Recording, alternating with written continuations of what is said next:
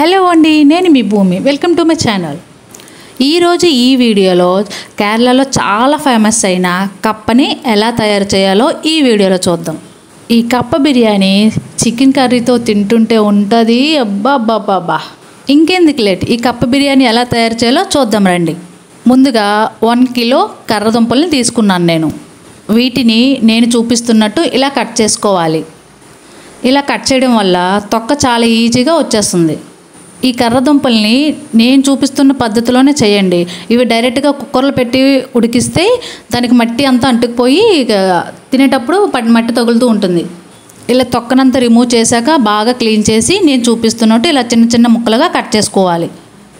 ఈ కప్ప బిర్యానీ కేరళలో చాలా ఫేమస్ అండి. హెల్త్కి కూడా చాలా మంచిది. అందుకే వీళ్ళు చాలా ఎక్కువగా చేసుకొని తింటారు దీన్ని. వీటిని ఇలా కట్ చేసుకున్నాక ఒక బౌల్లో వాటర్ తీసుకొని ఆ వాటర్లో ఈ ముక్కలన్నీ వేసుకోవాలి. నేను కేరళ వచ్చిన కొత్తలో ఈ కప్ప బిర్యానీ అంటే ఏంటి, కప్పలతో చేస్తారేమో అనుకునేదాన్ని. కానీ కర్రదుంపని మలయాళంలో కప్ప అంటారు. ఇప్పుడు స్టవ్ మీద పెట్టుకొని ఉడికించుకోవడం. ఇంకా ఈ కప్ప బిర్యానీని చికెన్తో తింటే వేరే లెవెల్. అసలు ట్రై చేసి చూడండి మీరు కూడా. నిజంగా మీరు కూడా టేస్ట్ చాలా బాగుందంటారు. ఇప్పుడు ఇందులో టేస్ట్కి తగ్గట్టు సాల్ట్ వేసుకోవాలి. సాల్ట్ చూసుకొని వేసుకోండి, ఎక్కువైపోతుంటుంది. దీన్ని చికెన్ కర్రీతో తింటాం కదా, అందులో ఆల్రెడీ సాల్ట్ ఉంటుంది కదా, సో అందుకని సాల్ట్ చూసుకొని వేసుకోండి మీరు. అన్నట్టు మర్చిపోయా, నా వీడియోస్ని ఎవరైనా ఫస్ట్ టైం చూస్తున్నట్టయితే ప్లీజ్ సబ్స్క్రైబ్ చేసుకోండి, అలాగే ఒక లైక్ కొట్టండి. సాల్ట్ వేసాక ఇలా కొంచెం కలుపుకొని తర్వాత దీని మీద మూత పెట్టి అలా బాయిల్ చేసుకోండి. ఇంకా ఇది మెత్తగా ఉడికిపోవాలండి. ఇప్పుడు నేను చూపిస్తున్నాను చూడండి ఎలా ఉడుకుతుంది. చాలా మెత్తగా అయిపోవాలి, ఎందుకంటే దీన్ని మనము తినేటప్పుడు ముక్కలు అవి తగలకుండా ఉంటాయి. దీన్ని ఇలా కలుపుకోవాలండి, లేకుంటే కిందకి అంటుకుపోతూ ఉంటుంది. ఇంకోటి ఏంటంటే నేను చూపిస్తున్నాను కదా, ఇది ఇంకా ఉడకలేదు, ఇంకా ఉడకాలి. ఇంకొక 5 మినిట్స్ ఇలా ఉడికించుకోవాలి. నేను కేరళలో ఎక్కువగా ఈ కప్ప బిర్యానీని మార్నింగ్ బ్రేక్ఫాస్ట్ టైంలో తింటారు ఎక్కువగా వీళ్ళు. తర్వాత ఒక మిక్సీ బౌల్ తీసుకొని అందులో గ్రీన్ చిల్లీ తీసుకుంటున్నా, ఇలా ముక్కలుగా కట్ చేసి వేసుకోవాలి. ఆ తర్వాత ఇందులో 4 వెల్లుల్లి రెమ్మలు పొట్టి తీసి ఇలా చూపిస్తున్నట్టు వేసుకోండి అందులోనే. ఆ తర్వాత ఇందులో కోకోనట్ని వేసుకోవాలి. నేను ఇలా ముక్కలు చేసి వేసుకున్నా, మీరు తురుము కూడా వేసుకోవచ్చు ఇందులో.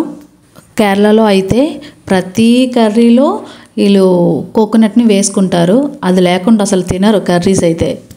ఆ తర్వాత ఇందులో 1 టేబుల్ స్పూన్ జీరా యాడ్ చేశాను. తర్వాత 1 టేబుల్ స్పూన్ పసుపు వేసుకున్నా. ఇప్పుడు వీటన్నిటిని మిక్సీ పట్టుకుందాం. ఇప్పుడు నేను చూపిస్తున్నట్టు ఇలా మిక్సీ పట్టుకోవాలి. ఇలా డ్రైగా ఉండాలి, ఇందులో వాటర్ ఏమి యాడ్ చేయకూడదు. ఆ తర్వాత ఇప్పుడు ఈ దుంపలన్నీ ఉడికిపోయావు కదా, ఇలా చూడండి ఎలా మెత్తగా ఉడికాయి. ఇలా ఉడికిన తర్వాత మనం మిక్సీ పట్టి పెట్టుకున్నాం కదా, దాన్ని ఇందులో పైన వేసుకోవాలి. దీన్ని ఇలా నేను చూపిస్తున్నట్టు ఇలా పైన వేసుకోండి. దీన్ని కలపకూడదు, అది ఆ ఆవిరిలోనే దీన్ని ఉడికించుకోవాలి మనం. ఇలా అంతా మొత్తం వేసుకున్నాక దీనిపైన మూత పెట్టి ఒక 5 మినిట్స్ అట్లా ఆవిరిలో దీన్ని ఉడికించుకోవాలి. అప్పుడు ఇందులో ఉండే పచ్చి స్మెల్ పోతుంది. మీరు ఇదే పద్ధతిలో కానీ చేస్తే టేస్ట్ అయితే సూపర్గా ఉంటుంది. మళ్ళీ మళ్ళీ చేసుకుని తింటారు. ఒక 5 మినిట్స్ తర్వాత అప్పుడు మూత ఓపెన్ చేసి ఇలా కలుపుకోవాలి. కలుపుకున్నాక దీన్ని నేను ఇప్పుడు చూపిస్తున్నాను కదా, అలాగా మెత్తగా నొక్కేసుకోవాలి. నొక్కేసి పేస్ట్లా చేసేయాలి. ఇందులో ముక్కలేమి లేకుండా ఇలా నేను చూపిస్తున్నట్టు ముద్దలా కట్టుకోవాలి. మీరు ఒకవేళ కర్రదుంపలు ఉడికించేటప్పుడు ఇంకా వాటర్ ఎక్కువ ఉందనుకోండి, ఆ వాటర్ పడేసేయండి. ఇప్పుడు దీనికి పోపు రెడీ చేసుకుందాం. ఒక చిన్న ప్యాన్ తీసుకొని అందులో ఆయిల్ వేసి ఆయిల్ వీటెక్కించుకోవాలి. ఆయిల్ బాగా హీట్ ఎక్కాక అప్పుడు ఇందులో క్లీన్ చేసి పెట్టుకున్న కరివేపాకుని వేసుకోవాలి. ఒక రెమ్మ కరివేపాకు అయితే సరిపోతుంది. ఇప్పుడు ఇందులో చిన్న ఆనియన్స్ ఉంటాయి కదా, మనం సాంబార్లో వేసుకుంటాం, అవి కూడా వేసుకోవచ్చు. బట్ నాకు నచ్చదు, అందుకని నేను వేసుకోలేదు. ఆ తర్వాత ఇందులో కొంచెం జీరా యాడ్ చేసుకున్నా. నేను కేరళ వచ్చిన స్టార్టింగ్లో దీని టేస్ట్ ఎలా ఉంటుందని తినలేదు. బట్ మా ఆంటీ ఒకసారి నాకు చేసి ఇచ్చారు. ఆ నెక్స్ట్ డే నుంచి నేను మొదలెట్టాను చేయడం. అంత టేస్టీగా ఉంటుంది. ఇప్పుడు పోపు వేయించుకున్నాక దాన్ని మనం ముందు కలిపి పెట్టుకున్నాం కదా, దాంట్లో ఈ పోపుని యాడ్ చేసుకోవడమే. ఇది మొత్తం కలిసేటట్టు చక్కగా కలుపుకోవాలి. చూసారుగా ఎంత ఈజీగా హెల్తీగా ఉండే బ్రేక్ఫాస్ట్ రెడీ అయిపోద్ది. బట్ ఇక్కడ చికెన్తో తింటారు.